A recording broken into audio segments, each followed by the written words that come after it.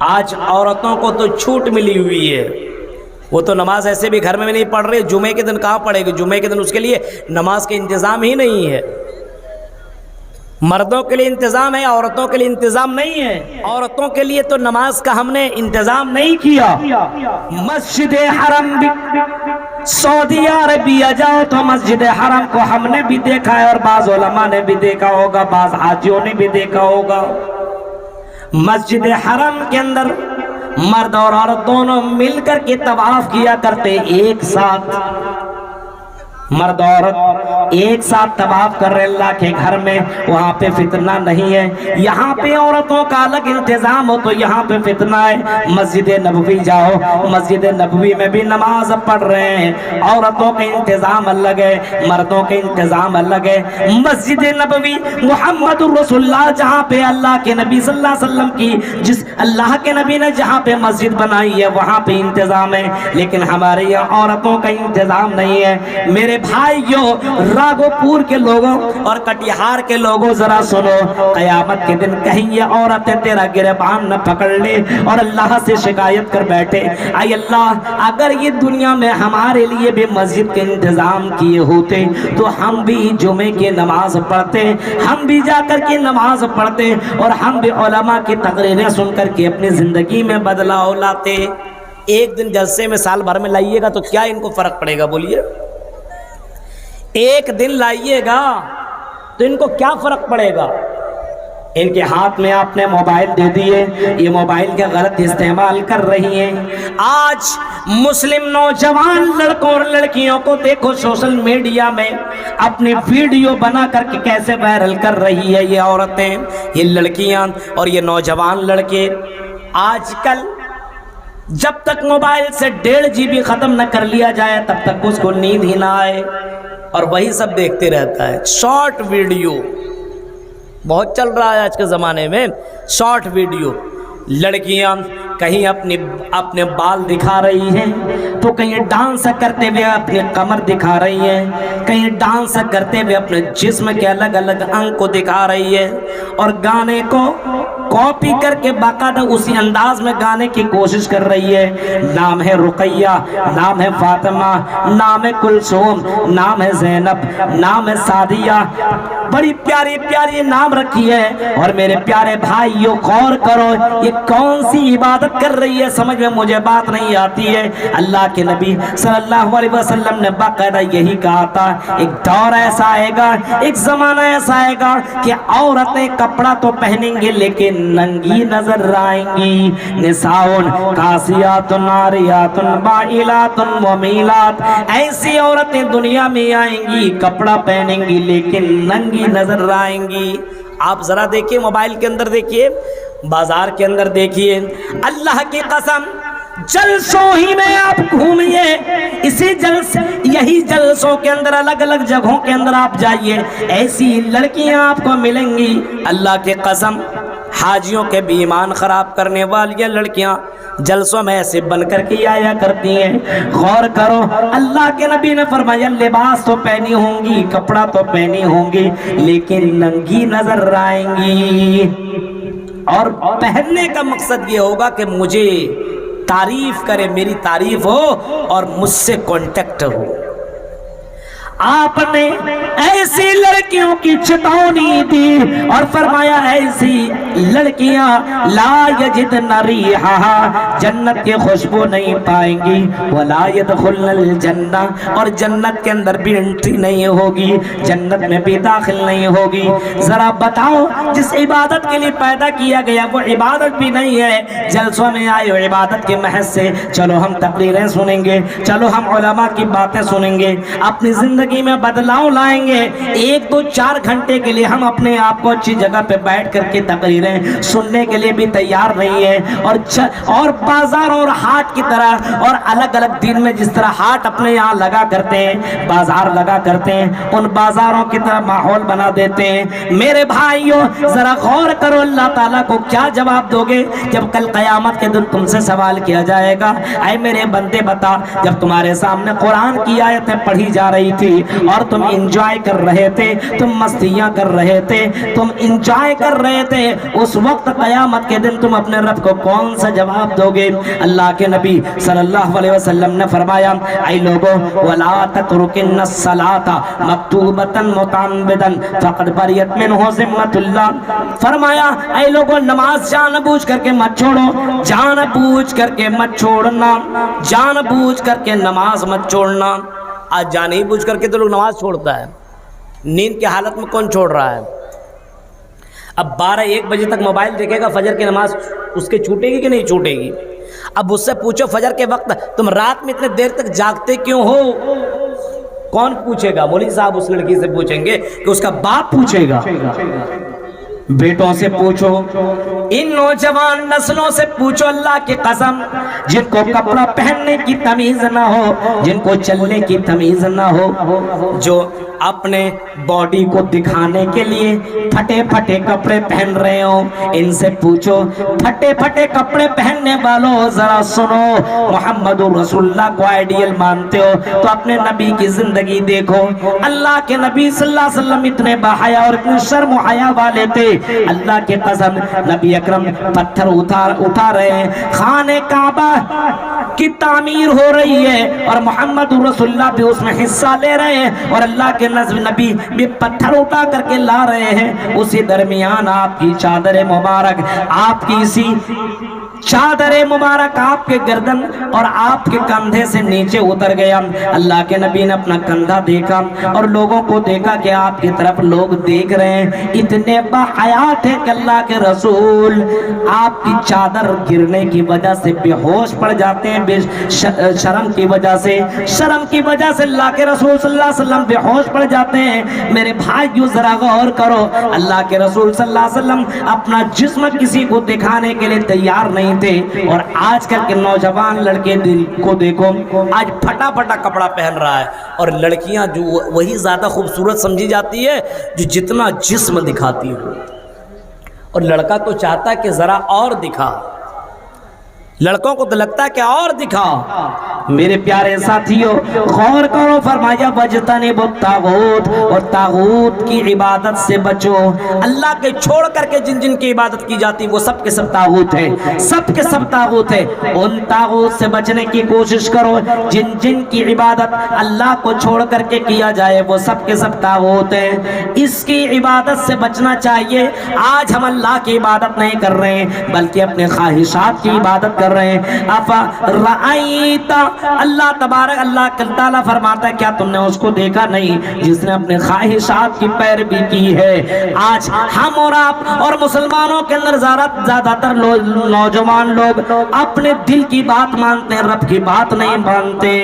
اللہ کے نبی صلی اللہ علیہ وسلم فرماتے ہیں اگر جنت میں جانا ہے تو 4 کام کرو، جنت میں جانا ہے تو 4 کام کرو۔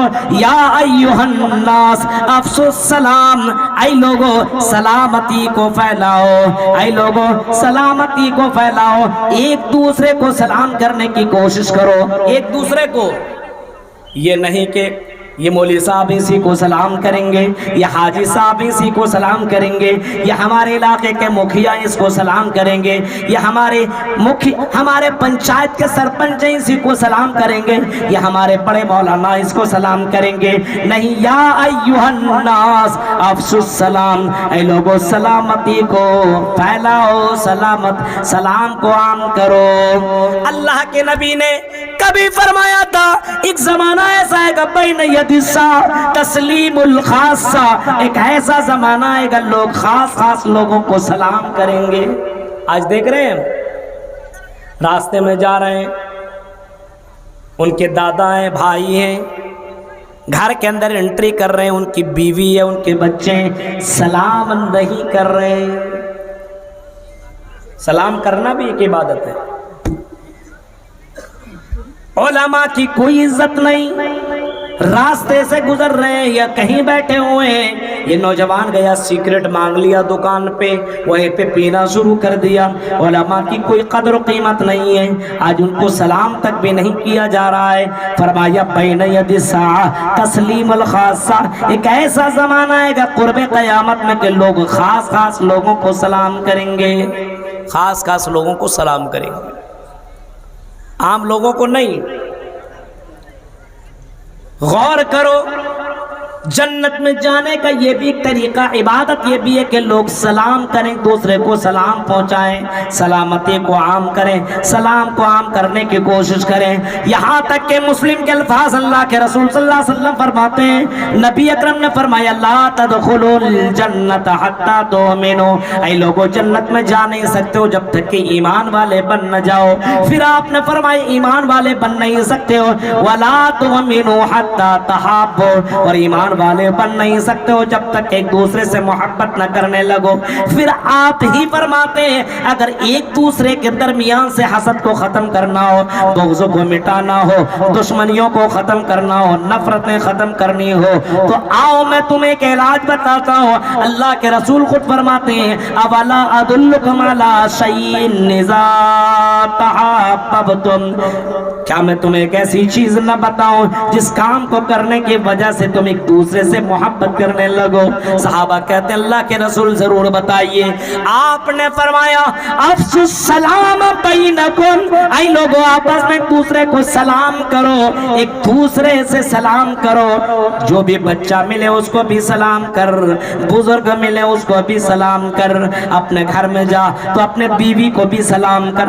بولے صاحب بیوی کو ہم سلام کریں گے, یہ کیسے ہو سکتا ہے؟ ہم گھر کے اندر انٹری کریں وہ ہمیں سلام کرے, ہم اسے کیسے سلام کر سکتے ہیں؟ یہ امپوسیبل والی بات ہے. وہ تو نوکرانی ہے, وہ تو ہم نے اس کو شادی کر کے لایا ہے, اس کا اتنا مقام کہ ہم اس کو سلام کریں.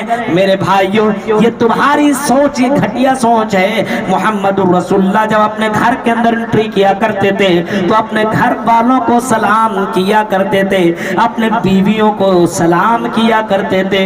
میرے بھائیوں جب گھر کے اندر انٹری کرو تو سلام کو عام کرو, اپنے گھر والوں کے لیے دعا کرو. سلام کا مطلب یہ ہے کہ آپ لوگ خاصا زمانہ ایسا آئے گا کہ لوگ خاص خاص لوگوں کو سلام کریں گے, خاص لوگوں کو نہیں.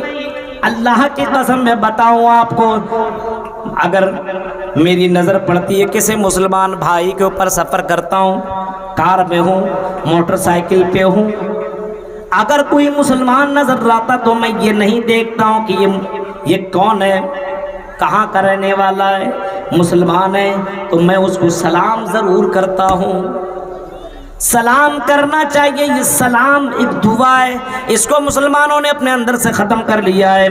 اور آج کل کی لڑکیاں سلام تو نہیں کر رہے, good bye, good night, good morning, سلام تو ختم ہو گیا ہے. رات کی تاریکی میں چیٹنگ کرنے والی لڑکیاں موبائل اٹھائی, اپنے بوائے فرینڈ کو لکھ دیا گڈ نائٹ, اوکے بائے, کل ملیں گے. فجر کے وقت اٹھی نہیں, نہ اٹھایا نہ خود سوئی, رات بھر دونوں کے دونوں جاگتے رہے. صبح کے وقت اٹھا, اللہ اکبر کی اذان بھی نہیں, یہ آواز بھی نہیں سنی, اٹھ کر کے اس نے 2 رکعت نماز بھی نہیں پڑھی. جیسے آنکھ کھلے موبائل اٹھایا, نیٹ آن کیا, گڈ مارننگ میری جان. غور کرو میرے بھائیوں, ہمارے نوجوان نسلوں کو کیا ہو گیا ہے. آج یہ ماحول ہے, السلام علیکم کی جگہ گڈ نائٹ نے جگہ لے لیا ہے, السلام علیکم کی جگہ گڈ مارننگ نے جگہ لے لیا ہے. صبح کے وقت اٹھے اور اپنے بوائے فرینڈ کو گڈ مارننگ کر کے جگا رہی ہے. حال دیکھو یہ کہاں سے سسٹم آیا, یہ ماحول کس نے بنایا, کہاں سے یہ ماحول اپنے یہاں پیدا ہو گیا, یہ کہاں سے آ گیا. اس کو غور کرو میرے بھائیوں, اگر آپ چیک ان کرو گے, غور کرو گے تو پتہ چلے گا یہ قوم نام کا مسلمان ہے, کام کا مسلمان نہیں ہے. اسلام کا میننگ اس کو پتہ نہیں ہے, قرآن پڑھنا جانتی ہے لیکن قرآن کے میننگ کو معلوم نہیں ہے. اپنے یہاں کی لڑکیوں کو اسلامی تعلیم دو, اپنے یہاں کے لڑکوں کو اسلامی تعلیم دو. نوجوانوں پوچھو, نوجوانوں سے پوچھو, اللہ کی قسم نماز کا طریقہ نہیں بتا سکتا ہے. حال دیکھ رہے ہیں آپ, نماز کا طریقہ نہیں بتا پائے گا, نماز پڑھ کر کے بتاؤ تو نہیں بتا پائے گا. اس سے پوچھو گھر کے اندر انٹری کرو تو کون سی دعا پڑھو, نہیں معلوم. گاڑی کے اندر بیٹھو تو کون سی دعا پڑھو, نہیں معلوم. بازار جاتے ہو, یہ بھی مولوی صاحب پوچھنے کے بعد تو ہر دن جاتا ہوں. اچھا بازار میں جاتے ہو تو کون سی دعا پڑھ کر کے انٹری کرتے ہو بازار میں, نہیں معلوم. غور کرو, کوئی چیز اس کو پتا نہیں ہے اور ٹائٹل میں لکھا رہا ہے آئی ایم مسلم. اسٹیٹس میں مسلمانوں کی تقریریں لگا کر کے علماء کی تقریروں کو وائرل بھی کر رہا ہے, سب کچھ کر رہا ہے. میرے بھائیو غور کرو, اسلام کا وہ الف بھی نہیں جان رہا ہے اور اپنے آپ کو مسلمان گردان رہا ہے, اپنے آپ کو مسلمان بتا رہا ہے. یہ حال ہے. امام حسن بصری فرماتے ہیں, وہ کہتے ہیں کہ قرآن کی آیت کے اوپر وہ بحث کرتے ہوئے لکھتے ہیں وَهُمْ فِي الْآخِرَةِ هُمْ غَافِلُونَ. وہ دنیا کے معاملے میں اتنے زیادہ غافل ہیں, اتنے زیادہ غافل ہیں کہ اس کو نماز کا طریقہ پوچھو تو نماز کے بارے میں نہیں بتائیں گے, لیکن اس کو دنیا داری کے بارے میں پوچھو, سونا چاندی کے بارے میں پوچھو, دینار و درہم کے بارے میں پوچھو تو وہ سونا کو اپنے ہاتھ میں انگلی میں رکھ کر کے بتا دیں گے یہ اصلی ہے کہ نقلی ہے, یہ کتنا ہے, کتنا وزن ہے اور کتنا دام ہے, اتنا سب کچھ وہ بتا دیں گے. آج کل کے نوجوانوں کو کرکٹ کے بارے میں پوچھو, ایک ایک کھلاڑی کے بارے میں بتائیں گے, اس نے کہاں کب کتنا رن بنایا یہ بھی بتائیں گے. کسی فلم کے بارے میں پوچھو تو بتا دیں گے اس فلم میں کون ہیرو اور کون ہیروئن ہے, یہ بھی بتا دیں گے. یہ گانا یا ڈانس کر رہا تو کس انداز سے بھی کر رہا ہے, وہ سب کچھ بتا دیں گے. اور آپ ان سے پوچھو اس گانے, اس فلم کے اندر کتنے گانے ہیں, وہ گا کر کے بھی سنا دیں گے. لیکن اس سے پوچھو اما پارا کے اندر کتنی سورتیں, نہیں بتا سکتے. قرآن کی کریم کے اندر ذرا سورہ یاسین پڑھ کر کے سناؤ, نہیں بتا سکتے. آیت الکرسی پڑھ کر کے سناؤ, نہیں بتا سکتے. جنازے کی نماز پڑھتے ہو, ہاں جاتا تو ضرور ہو کیونکہ رشتہ دار ہوتے نہیں جائیں گے تو لوگ کیا کہیں گے. جب جنازے میں شریک ہوتے ہو تو جنازے کی دعا پڑھ کر کے بتاؤ, جنازے کی دعا بھی معلوم نہیں ہے. غور کرو میرے بھائیو, اس نوجوان نسل کو کیا ہو گیا ہے, اس کو اسلام کا الف بھی معلوم نہیں ہے اور لکھتا ہے آئی ایم مسلم. غور کیجئے, یا ایھا الناس افشوا السلام, سلامتی, سلام کو عام کرو, سلام کو عام کرو. گڈ مارننگ نہیں چلے گا, گڈ نائٹ نہیں چلے گا, گڈ مارننگ بھی نہیں چلے گا, گڈ بائے بھی نہیں چلے گا, بلکہ سلام کو عام کرنے کی کوشش کرو. السلام علیکم ورحمۃ اللہ, سلام کو بڑھاوا دو. اب غیر مسلم ہو تو اس کو بھی سلام مت کرو, بیٹھو, ایسا نہیں ہے. لیکن یہ ماحول کہاں سے آیا؟ اسکولوں سے آیا, یہ کالجوں سے یہ ماحول آیا. ہم اپنے لڑکوں کو کہاں پڑھا رہے ہیں؟ اسکولوں میں, کالجوں میں. پڑھائیے ضرور لیکن بنیادی تعلیم دیجیے. آپ اس کو بتائیے بنیادی تعلیم کیا ہے. میرے بھائیو, جب تک کہ یہ قوم بنیادی تعلیم نہیں جانے گی تو یہ قوم اسلام کو بھی نہیں جان سکتی ہے. اس وجہ سے ان بچوں کو بنیادی تعلیم حاصل کرنا اور اپنے بچوں کو کرانا ضروری ہے. وصل الارحام, فرمایا اگر تمہیں جنت میں جانا تو رشتہ داریوں کو توڑنے کی کوشش مت کرو, جوڑنے کی کوشش کرو.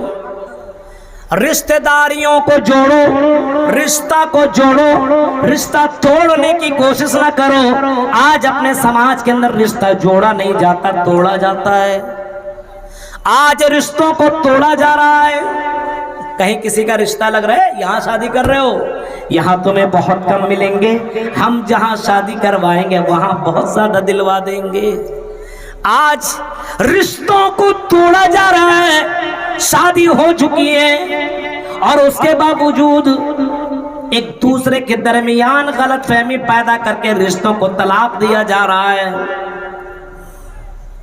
بہنوں کا اس میں ہاتھ ہوتا ہے, ماں بھی اس کے اندر رہتی ہے.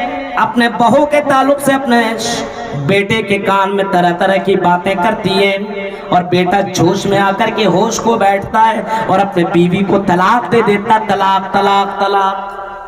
فون آیا ابوالکلام سلفی کے پاس, کٹیہار سے بول رہا ہوں, مولوی صاحب میں نے اپنے بیوی کو طلاق دے دیا.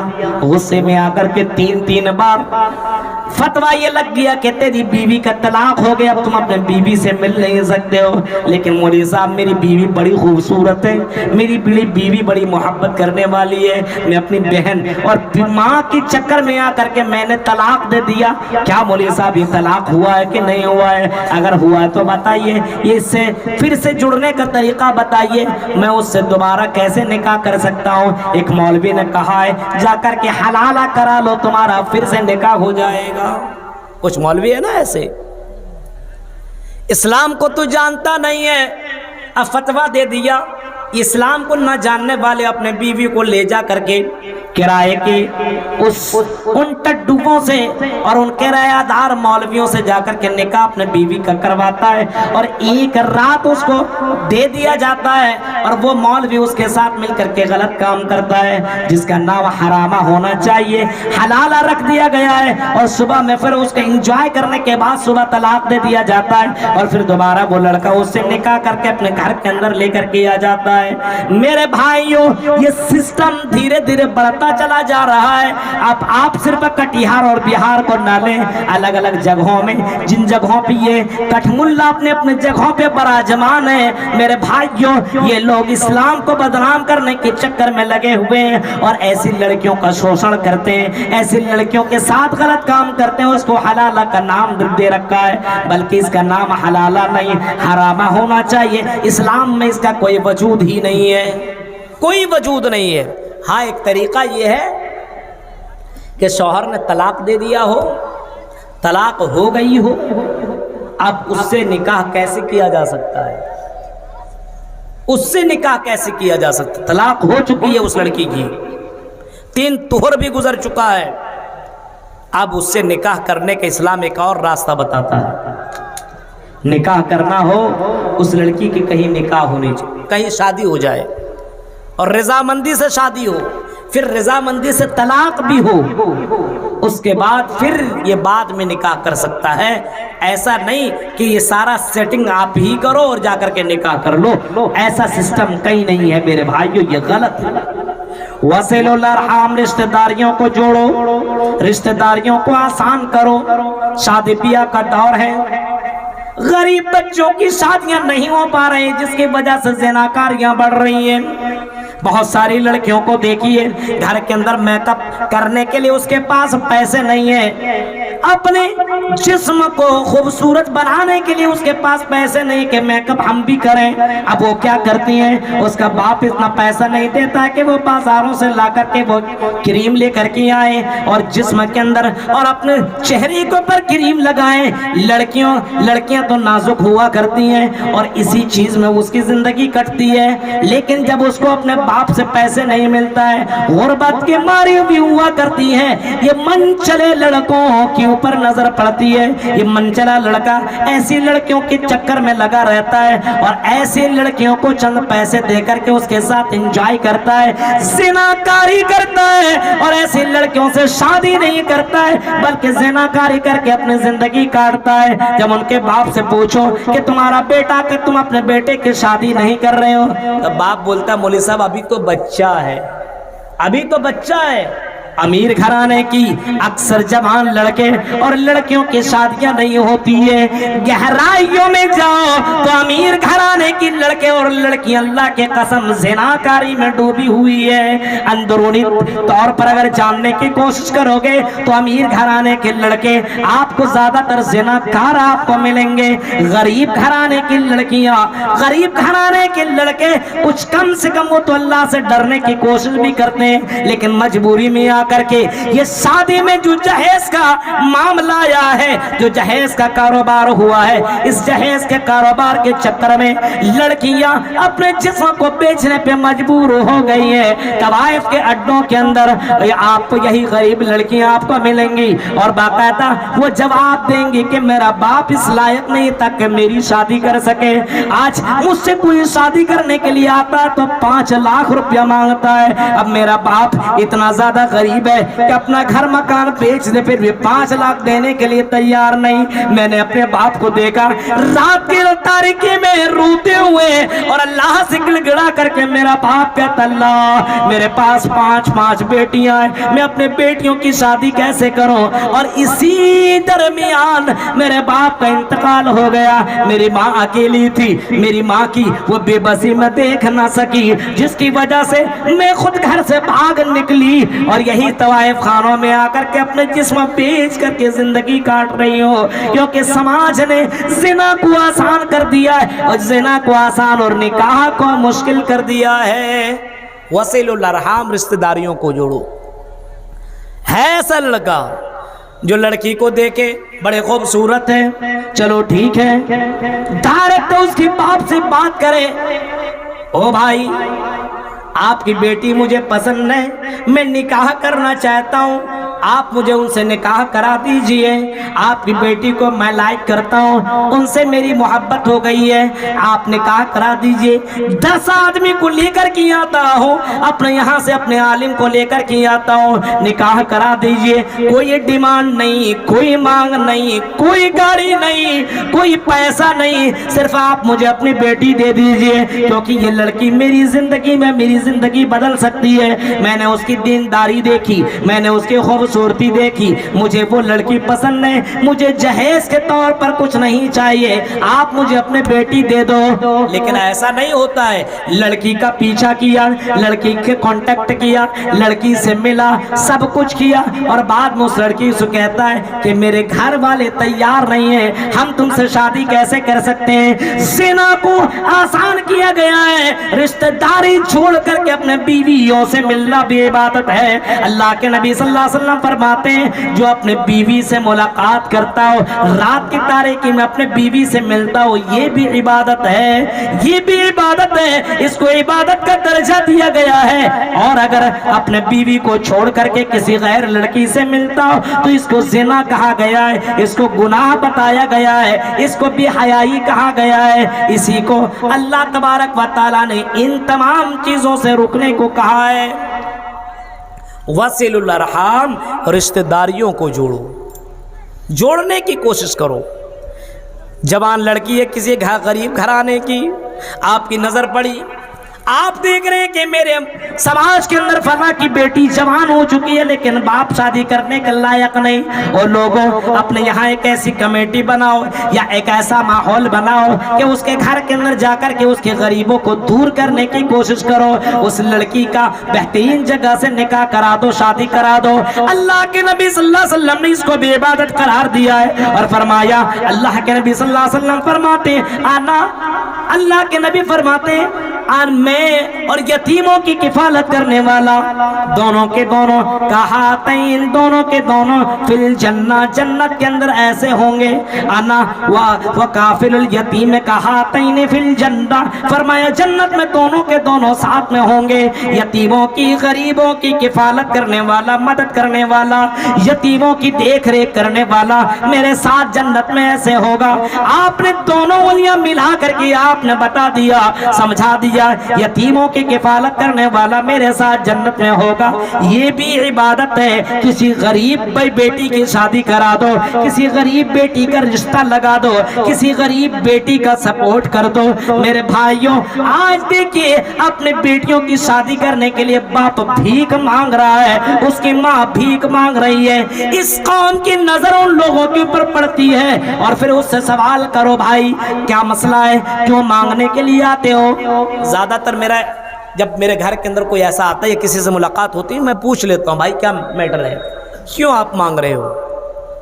جواب میں باقاعدہ زیادہ تر لوگ یہی کہتے ہیں شادی کے موقع پہ، مولوی صاحب میں نے اپنے بیٹی کا رشتہ لگایا ہے، 4 لاکھ کا ڈیمانڈ ہے، 5 لاکھ کا ڈیمانڈ ہے، 2 لاکھ کا ڈیمانڈ ہے، گاڑی بھی اس نے مانگی ہے، اس نے پلنگ بھی مانگا ہے، اس نے الماری اور فریج کا بھی ڈیمانڈ کیا ہے۔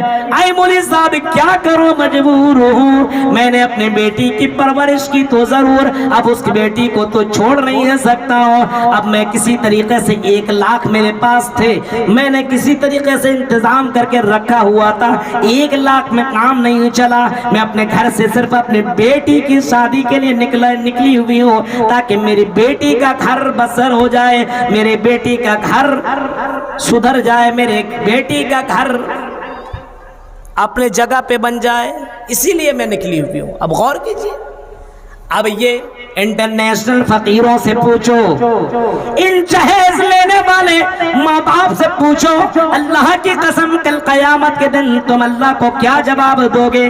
یہ بھی حرام خوری ہے, اس کو بھی حرام قرار دیا گیا ہے, اس کو بھی حرام قرار دیا اسلام نے. لا تاکلوا اموالکم بینکم بالباطل, او لوگوں تم باطل طریقے سے, غلط طریقے سے لوگوں کا مال نہ کھاؤ.